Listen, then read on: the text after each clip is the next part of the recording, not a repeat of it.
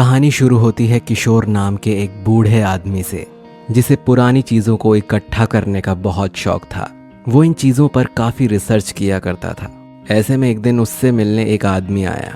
उसके हाथ में एक बहुत पुरानी सी लकड़ी की गुड़िया थी। नमस्ते किशोर भैया। नमस्ते, आप कौन हैं? पहले आपको कभी देखा नहीं। मेरा नाम प्रीतम है।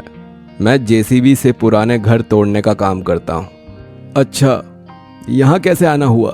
और ये गुड़िया कहाँ से मिली? मैं कल एक बहुत पुराना घर तोड़ रहा था, मुझे वहीं से ये लकड़ी की गुड़िया मिली। मुझे किसी ने कहा कि आप पुरानी चीज़ों को कलेक्ट करते हैं, अगर आप ये लेकर कुछ रकम दे दें तो बहुत मदद हो जाएगी आपकी तरफ से। किशोर ध्यान से उसकी जांच करता है। ये बहुत पुरानी और ख़ास गुड़िया है, मैं ये लेना चाहता हूँ। आपको कितनी रकम चाहिए? जो भी आप ठीक समझें। और फिर किशोर एक अच्छी रकम देकर प्रीतम से गुड़िया खरीद लेता है और उसे हॉल में दूसरी चीज़ों के साथ रख देता है। फिर रोज की तरह किशोर अपने काम निपटाकर रात को सो जाता है। सपने में उसे वो तलवार के साथ खड़ी लड़की की गुड़िया दिखाई देती है, जो जोर जोर से रो रही थी। मेरी मदद करो। फिर उसकी आंख खुलती है। ये कैसा अजीब सपना था, उफ। फिर वो खिड़की से बाहर देखता है। अभी भी रात का अंधेरा था और आसमान में चांद जगमगा रहा था।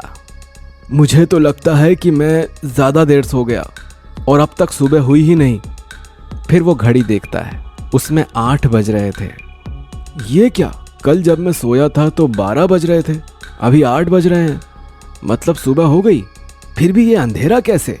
वो जल्दी से घर के बाहर निकलता है। घर के आंगन में भी रात थी और आसमान में चांद सितारे थे। लेकिन जैसे ही वो घर के गेट के बाहर आया, वहां आसमान में सूरज था और धूप थी। ये क्या है? घर के बाहर तो सुबह का ही समय है, सिर्फ मेरे घर में ही रात कैसे?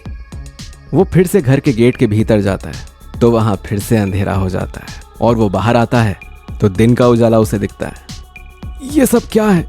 मैं शायद अभी भी सपना देख रहा हूँ, मुझे किसी से पूछना होगा। तभी उसे एक आदमी दिखता है जो साइकिल पर दूध बेच रहा था। अरे भैया रुको, 1 मिनट। क्या हुआ? दूध चाहिए तो कल लेना, ये किसी और के लिए है, एडवांस ऑर्डर देना होगा। नहीं, मुझे दूध नहीं चाहिए। आप मेरे घर की तरफ देखिए, सिर्फ मेरे घर के अंदर रात और बाहर धूप। ये क्या हो रहा है? आपकी तबीयत तो ठीक है ना भाई साहब? यहाँ तो कोई घर है ही नहीं। आप किस घर की बात कर रहे हैं? क्या आपको ये घर दिखाई नहीं दे रहा जहाँ रात है और चांद सितारे हैं? मुझे ना घर दिख रहा है भैया, ना चांद सितारे दिख रहे हैं। आप जाके किसी डॉक्टर से अपना इलाज करवाइए, जाइए। आ जाते हैं सुबह सुबह दिमाग खराब करने। और वो दूध वाला वहाँ से चला जाता है। अरे रुको, ऐसे कैसे नहीं दिख रहा? मैं 20 साल से यहीं पर रह रहा हूँ। ये हो क्या रहा है मेरे साथ? कुछ तो गड़बड़ है। किशोर अंदर जाकर देखता है। घर के अंदर अब भी अंधेरा था। वो लाइट ऑन करता है कि तभी उसके सामने वो लकड़ी की गुड़िया तलवार लेकर खड़ी थी और रो रही थी। किशोर उसे देखकर चौंक जाता है। मेरी मदद करो, मेरी मदद करो। किशोर बहुत ज्यादा डर जाता है। तो ये सब तुम कर रही हो? तुम एक भूतिया गुड़िया हो। मुझे माफ कर दो, मुझे जिंदा रहने के लिए रात के अंधेरे की जरूरत है, इसीलिए मैंने यहाँ रात कर दी। कौन हो तुम? मुझसे क्या चाहती हो?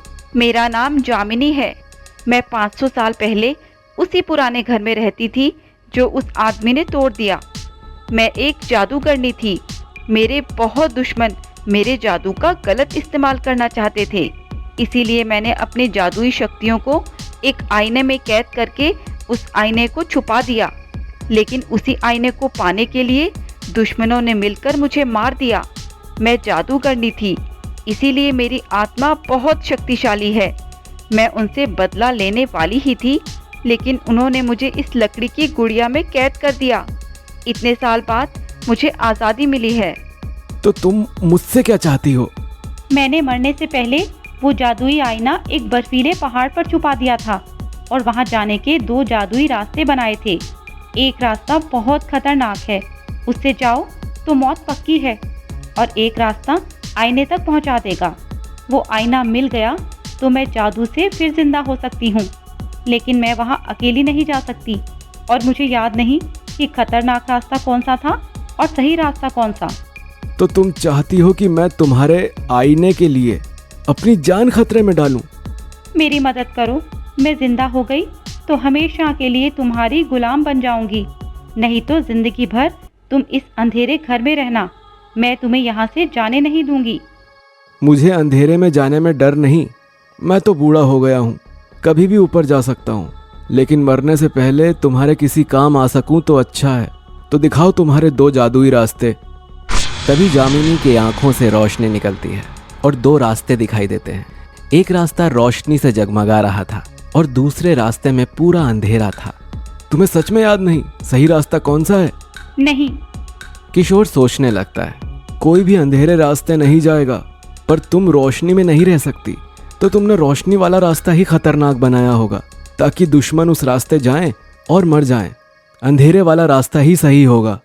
ऐसा सोचकर किशोर जामिनी के साथ अंधेरे वाले रास्ते पर चलने लगता है और आखिर वो बर्फीले पहाड़ पर पहुंच जाता है और जामिनी के तलवार से उस पहाड़ को तोड़कर जादुई आईना बाहर निकाल लेता है और तभी जामिनी गुड़िया से असली लड़की में बदल जाती है और वो दोनों किशोर के घर वापस पहुंच जाते हैं।